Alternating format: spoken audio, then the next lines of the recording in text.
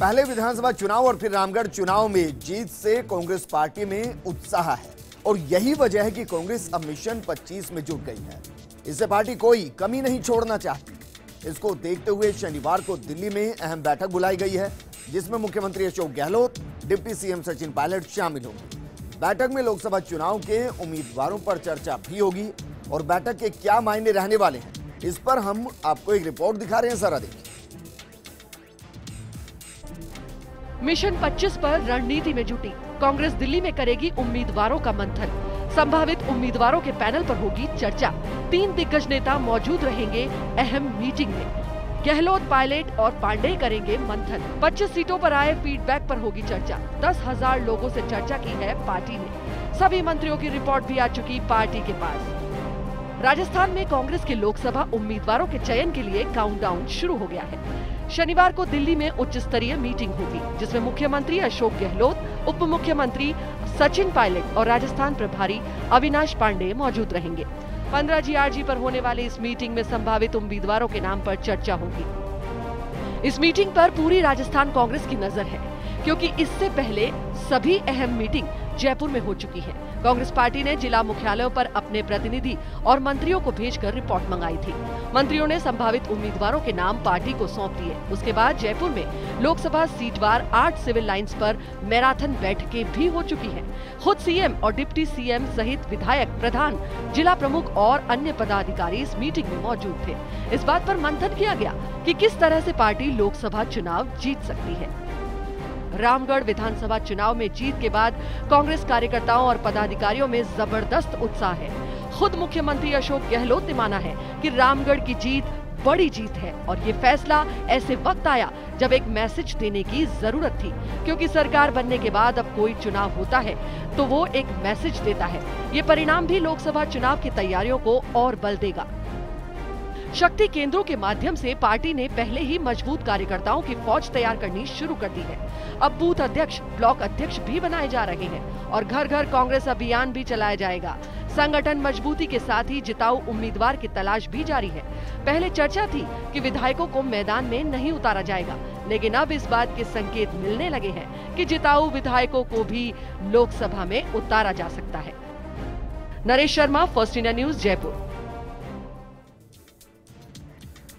अब इसी खबर से जुड़ी एक बड़ी अपडेट हम आपको देते हैं। लोकसभा चुनाव को लेकर मिशन 25 में जुटी है कांग्रेस और कल दिल्ली में 15 GRG पर तैयारियों को लेकर अहम बैठक होगी। इस बैठक के अंदर मुख्यमंत्री अशोक गहलोत, उप मुख्यमंत्री सचिन पायलट, प्रभारी पांडे की मौजूदगी रहने वाली है और इस अहम बैठक में कांग्रेस के पास कई सीटों पर जिताऊ प्रत्याशियों का टोटा नजर आने वाला है। करीब 5 विधायकों को इस दौरान लोकसभा चुनाव के मैदान में उतारा जा सकता है और ये कौन कौन से हो सकते हैं, ये जरा देखिए। नरेंद्र बुडानिया को चूरू से, खिलाड़ी लाल बैरवा को करौली धौलपुर से, मंत्री हरीश चौधरी को उतारा जा सकता है बाड़मेर जैसलमेर से, अलवर से भंवर जितेंद्र सिंह और सीकर से सुभाष महरिया।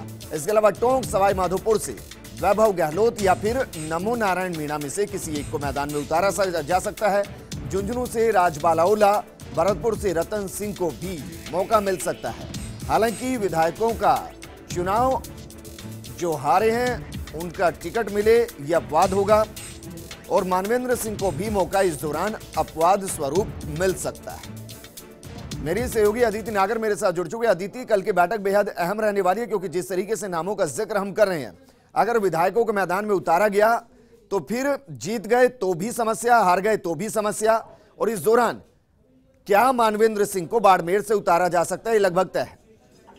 देखिए विजेंद्र, सबसे पहले तो जब से राजस्थान में कांग्रेस की सरकार बनी है, उनका एक अलग ही रिश्ता दिल्ली से बन गया है, क्योंकि जब से मुख्यमंत्री के नाम से लेकर तमाम जो भी फैसले लेने थे वो दिल्ली में ही फैसले लिए गए थे। बार बार मुख्यमंत्री बनने से पहले और मुख्यमंत्री बनने के बाद उनको लगातार दिल्ली आना पड़ता है, कोई भी राजस्थान में अहम बैठक के चलते। और अब जब लोकसभा चुनाव बिल्कुल नजदीक है और ऐसे में 20 फरवरी का जो टारगेट कांग्रेस ने रखा है, प्रत्याशियों का जो नाम है, कैंडिडेट की लिस्ट है, उसको फाइनल करने के लिए, उसको लेकर अहम बैठक यहाँ पे हो रही है। क्योंकि जिस तरीके से अभी आपने बताया कि जिताऊ कैंडिडेट फिलहाल उन फीडबैक जो अभी तक आया है अलग अलग लोकसभा सीटों से, अलग अलग लोकसभा एरिया से, वहां से जिताऊ कैंडिडेट इस तरीके से नहीं मिल रहे हैं। और ये लोकसभा चुनाव खास तौर पर राजस्थान को लेकर गहलोत और राजस्थान सरकार इतनी ज्यादा जो है जुट चुकी है कि ऐसे में ये बैठकों का दौर लगातार चलेगा। और क्योंकि प्रभारी अविनाश पांडे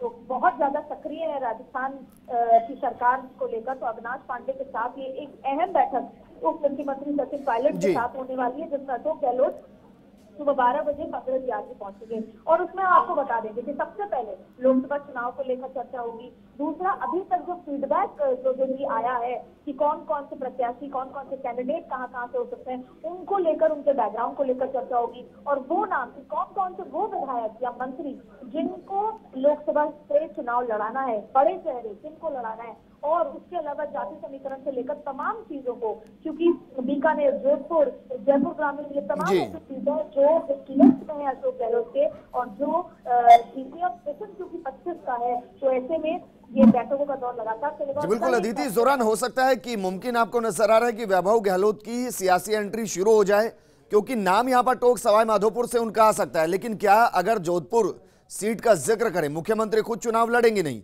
तो क्या वैभव गहलोत के लिए मुफीद आपको जोधपुर लग रहा है, टोक सवाई माधोपुर, या जैसा जिक्र बार बार चल रहा है जालोर पाली से? देखिए, लगातार अलग अलग जगह से उनका नाम चल रहा है, लेकिन ये बात तय है कि जोधपुर से भी उनका नाम आगे चलेगा। देखिए, ये तो दिलचस्प आगे होगा देखना कि कहां से वो चुनाव लड़ते हैं, क्योंकि अब और भी बड़े सारे भंवर डिफेंस सिंह के लिए जहां से अलवर से नाम आ रहा है, वहीं जयपुर से भी नाम आ रहा है। तो ये सारे समीकरणों को बिठाते हुए एक जो मास्टर स्ट्रोक लगातार अभी अशोक गहलोत फेंक रहे हैं, वही मास्टर स्ट्रोक इन टिकटों में देखने को मिलेगा। जी बिल्कुल बिल्कुल अदिति, शुक्रिया तमाम जानकारी हमारे साथ साझा करने के लिए। दरअसल कल एक अहम बैठक होनी है और इस बैठक में हो सकता है कि ये भी तय हो जाए कि कितने वर्तमान विधायकों को लोकसभा के मैदान में उतारा जाए, और इस दौरान हारे हुए विधायकों को भी क्या लोकसभा के मैदान में उतारा जा सकता है, ये भी एक अपने आप में बड़ा सवाल।